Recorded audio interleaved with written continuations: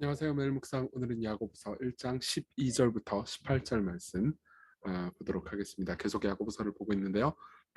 이제 야고보서는 인생의 여러 가지 문제에 대한 지혜를 알려줍니다. 그래서 야고보서를 신약의 지혜서라고 부르는 사람들도 꽤 있어요. 그럼 이제 어떤 지혜에 대해서 얘기할까요? 시련을 겪을 때, 믿음의 고통과 시험을 겪을 때 우리가 어떤 지혜를 가지고 살아가야 하는지에 대해서 볼 수 있습니다. 12절부터 읽어드리죠. 시험을 참는 자는 복이 있나니, 그러니까 인내하라는 거죠. 그런 사람이 복이 있대요. 그러니까 여기서 복이 있다라고 말할 때는, 그러니까 뭐 저기 시편 1편이나 복 있는 사람은 악인의 꾀를 쫓지 아니하며, 혹은 뭐 심령이 가난한 자는 복이 있나니라고 말하는 그 복이 있나니라는 표현하고 똑같은 표현입니다. 그러니까 시험을 참는 자는 행복하다 이렇게 선언하는 거죠. 왜? 시련을 견디는 자가 주께서 자기를 사랑하는 자들에게 약속하신 생명의 면류관을 얻을 것이기 때문입니다. 여기서 말하는 생명의 면류관은, 그러니까 주께서 주시는 큰 상이기도 하지만 구원 그 자체이기도 하죠. 사람이 시험을 받을 때 내가 하나님께 시험을 받는다 하지 말지니 하나님은 악에게 시험을 받지도 아니하시고 친히 아무도 시험하지 아니하시느니라. 그러니까 이제 요건 좀 설명해 드릴게요. 사람들이 시험을 받을 때, 특히 그리스도인들이 시험을 받을 때 어떻게 행동하냐면은 시험을 인내하면서 하나님을 신뢰하고 바라보는 선택을 할 수도 있죠. 그렇지만 어떤 사람들은 이제 하나님을 원망하면서 하나님의 선하심을 의심하는 경우도 있습니다. 그러니까 내가 하나님께 시험을 받는다, 이 말은 무슨 말이냐면 하나님이 나를 안 사랑해서 나를 괴롭히기 위해서 이 고통을 주었다라고 생각을 하는 거죠. 근데 거기에 대해서 하나님은 악에게 시험을 받지도 아니고 친히 아무도 시험하지 않는다. 근데 여기서 이제 친히 아무도 시험하지 않는다라는 말을 우리가 이제 시험이라는 단어보다는 유혹이라는 단어로 번역하는 게 더 낫습니다. 왜냐하면은 하나님 사람 시험하시거든요. 아브라함도 시험하시고. 근데 하나님의 시험과 유혹이 뭐가 다른지를 얘기해 드릴게요.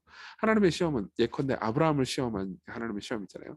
그런 시험은, 그러니까 아브라함이 진짜 지금 가지고 있는 믿음이 어떤 것인지 아브라함 스스로 알 수 있도록 만들기 위한 시험이었어요. 예컨대 우리가 시험을 볼 때, 수학 시험이나 영어 시험을 볼 때 왜 시험 보죠?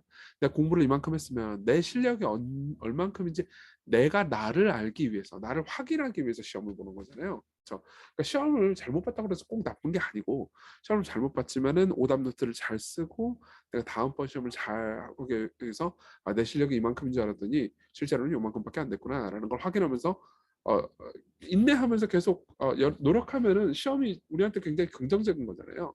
그러니까 그런 의미에서 시험을 하나님께서는 우리에게 하시죠. 근데 유혹은 아니에요. 우리를 죄를 짓게 만들려고, 또는 우리를 망하게 만들려고 우리를 괴롭히는 방식의 유혹은 하나님께서 하시지 않는다는 거죠. 그럼 각 사람이 시험을 받는 것, 즉 유혹당하는 것은 자기 욕심에 끌려 미혹됨이니 욕심이 잉태한즉 죄를 낳고 죄가 장성한즉 사망을 낳느라. 그러니까 마음 가운데 있는 욕심이 결국은 사망까지 간다, 이 얘기를 하는 거죠. 이 15절은 조금 이따 더 자세히 좀 생각해 볼게요. 그러고 나서 16절에 그래서 내 사랑하는 형제들아 속지 말아라. 속는 건 뭘 의미해요? 그렇죠? 하나님의 선하심을 의심하는 걸 의미하는 거죠. 그러니까 우리가 고통당할 때 왜 고통당하는지 우리가 다 알지 못한다 하더라도 하나님께서 우리를 괴롭히기 위해서 고통스럽게 한다, 이렇게는 생각 안 하는 거예요. 이 뒤에 더 크고 선하신 하나님의 뜻이 있을 거야. 하나님 그래도 지금도 우리와 함께 하실 거고, 그리고 우리를 사랑하고 계실 거야라고 믿는다는 거죠. 그러면서 온갖 좋은 은사와 온전한 선물이 다 위로부터 빛들의 아버지께로부터 내려오나니 그는 변함도 없으시고 회전하는 그림자도 없으시니라. 그가 그 피조물들을 우리를 첫 열매가 되게 하시려고 자기의 뜻을 따라 진리의 말씀으로 우리를 낳으셨느니라. 그러니까 이제 하나님 선하시고 그분이 우리에게 모든 것을 공급하시는 분일 뿐만 아니라 그분은 변하지 않으시는 분이시다. 그러니까는 예전에 아브라함이나 이삭이나 야곱에게 나타나셔서 선하게 인도하신 그 하나님이 지금도 똑같다. 그렇죠? 예컨대 아브라함이나 이 야곱이나 뭐 이런 사람들 보면은 이제 요즘 우리가 야곱 설교를 듣고 있는데 계속해서 인내하는 과정 중에서 복을 받잖아요. 근데 그들이 그랬다면 우리도 그럴 겁니다. 왜? 그때 야곱을 만난 그 하나님과 우리의 하나님이, 우리가 만나는 하나님이 똑같은 하나님이기 때문입니다. 그러니까는 염려하지 말고 계속해서 하나님의 선하심을 신뢰하자, 이렇게 이야기를 하고 있는 거죠. 자, 우리 적용을 좀 해볼까요? 첫째로는 죄를 욕망 단계에서 저지하는 겁니다. 여기 보면은 욕망은 죄를 낳고 죄는 사망을 낳는다. 욕망이 욕심이 잉태한즉 죄를 낳고 죄가 장성한즉 사망을 낳느니라 이렇게 얘기하잖아요. 이 존 오웬 목사님은 이 이야기를 하면서 그러니까 죄가 우리 가운데 그러니까 이 잉태됐을 순간부터 죄를 죽이라 이런 이야기를 합니다. 보세요. 잉태됐던 순간에는 이만하잖아요. 이 뱃속에. 그렇죠? 그러다가 점점 자라가지고 이제 바깥으로 나오는 거잖아요. 그러니까 그렇게 아이를 낳는 과정을 은유로 지금 야고보가 이야기를 설명하는 건데 예를 한번 들어볼게요. 여러분 보세요. 사람을 어느 날 갑자기 훅 죽이거나 그런 일은 드물죠. 그렇죠? 그러니까 이런 거예요. 저 사람이 내가 너무 미워가지고 막 죽이고 싶어요. 그런 마음이 있잖아요. 처음에는 마음으로만 가집니다. 그러다가 막 입으로 막 말하죠. 그게 계속 반복되다가 어느 날 칼 들고 사람 찌르는 거잖아요. 막 강간을 했다. 그러면은 마음의 음욕을 처음에 통제 못하는 단계를 오랫동안 겪다가 그 다음에 실제로 강간을 하는 거거든요. 그러니까 그런 것과 똑같이 우리가 실제로 범죄를 할 때는 우리 마음으로 범죄를 먼저 합니다. 왜 그러냐? 일단은 죄책감이 덜하죠. 실제로 사람을 죽인 거하고 마음으로 사람을 미워하는 거는 죄책감이 후자가 훨씬 덜하잖아요. 게다가 책임질 일이 없죠. 마음으로만 간음했다. 마음으로만 죽였다. 그러면은 뭐 누가 알 수도 없고 책임질 수 없지. 책임질 필요도 없잖아요. 잘못했다고 그래가지고. 그렇죠? 근데 그걸 그냥 내버려 두잖아요. 그럼 죄가 막 내 안에서 쑥쑥쑥쑥 자랍니다. 그리고 결국은 이제 나쁜 짓을 저지르게 만드는 거죠. 그래서 오웬 목사님이 이렇게 얘기합니다. 헛된 말들을 신뢰하지 마라. 이건 그저 아주 작은 것에 불과하지 않은가. 이번이 처음이고 아마 다음은 이런 일이 없을 거야. 이런 일은 내 마음의 정서 중에 그저 아주 작은 부분만 내어주는 것을 요구할 뿐이지. 설마 이 정도보다 더 나아간 심한 자가 내게 있게 되지는 않을 거야. 이렇게 얘기하지 말아라. 유혹을 저항하라. 이렇게 이야기를 합니다. 두 번째로는요. 그리스도를 통해서 하나님의 선하심을 신뢰하는 겁니다. 이때 여러분들이 계속 생각해야 되는 건 아니야. 하나님은 신뢰해야 돼. 하나님은 선하셔. 이걸 계속 생각하는 겁니다. 하나님은 선하시다고 생각하면 이런 거죠. 우리가 하나님 말씀에 불순종하는 가장 큰 이유는 하나님의 선하심을 신뢰하지 않기 때문이거든요. 보세요. 예컨대 우리는 그러니까 내가 싫어도 순종할 때가 있습니다. 나한테 순종하라고 말하는 그 존재를 내가 신뢰하고 사랑할 때. 그렇죠? 저도 뭐 제가 정말 존경하는 목사님이 제가 하기 싫은 일을 하라고 할 때 제가 이해가 되지 않더라도 그분이 정말 선하신 분이고 나를 사랑하고 내가 정말 잘 되기를 바라는 분이다. 라고 생각한다면 신뢰할 수 있잖아요. 그렇죠? 근데 나랑 뭐 별 관계가 없고 나를 사랑하지 않는다. 그러면은 잘 따르지 않겠죠. 그렇죠? 근데 생각해보세요. 하나님은 하나님의 아들을 우리에게 주신 분이고 그분이 성경을 통해서 명령하는 내용들을 신뢰하고 따르는 것은 손해가 아닙니다. 그렇죠? 우리로서는 종종 이해할 수 없고 왜 우리를 옥죄고 괴롭히느냐 이렇게 생각할 수 있지만 우리가 그분을 따라 살아갈 때 비로소 행복하게 될 수 있다라는 걸 믿을 수 있죠. 왜요? 우리를 사랑하시는 그분이 주신 명령들이니까요. 그러니까 우리가 이렇게 생각하자고요. 삶에서 겪는 모든 어떤 섭리 가운데서 벌어지는 일들 있잖아요. 그런 일들을 불평하지 맙시다. 시련을 겪을 때 너무 원망하지 말자는 거죠. 이건 제가 옛날에 야고보서 설교할 때 했던 말인데요. 읽어드릴게요. 하나님을 사랑치 않는 사람의 가장 큰 특징이 바로 잦은 불평 가운데 산다는 겁니다. 사실 생각해보면 아내에 대한 불평은 아내를 주신 분에 대한 불평이죠. 그렇죠? 결혼은 하나님께서 짝지어 주시는 거니까요. 날씨에 대한 불평은 날씨의 주관자에 대한 불평이고 목회자에 대한 불평도 목회자를 주신 하나님을 향한 불평인 거죠. 하나님의 선하신 만큼 의심받는 성품이 없어요. 예. 하나님께서 과연 선하시다면 왜 나한테 이렇게 대합니까?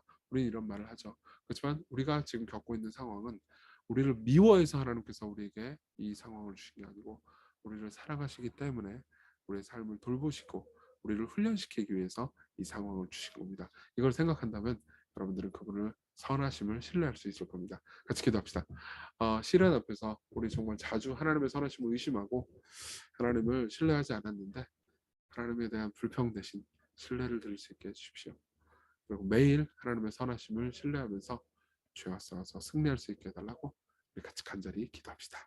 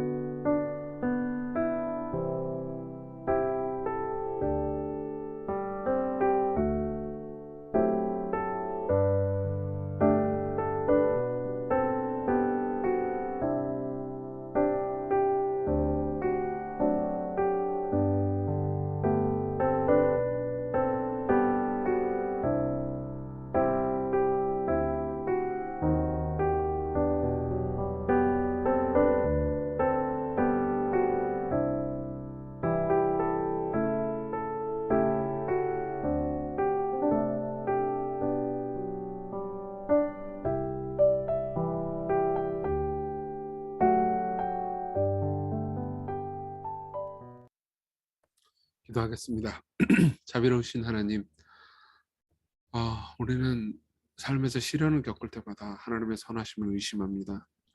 그렇지만 우리를 사랑하셔서 아들을 주신 당신을 생각하면서, 우리를 늘 돌보아 주시고 함께해 주시는 당신을 생각하면서, 우리 믿음의 선진들도 돌보아 주셨던 당신을 생각하면서 오늘을 신실하게 살 수 있게 해주세요.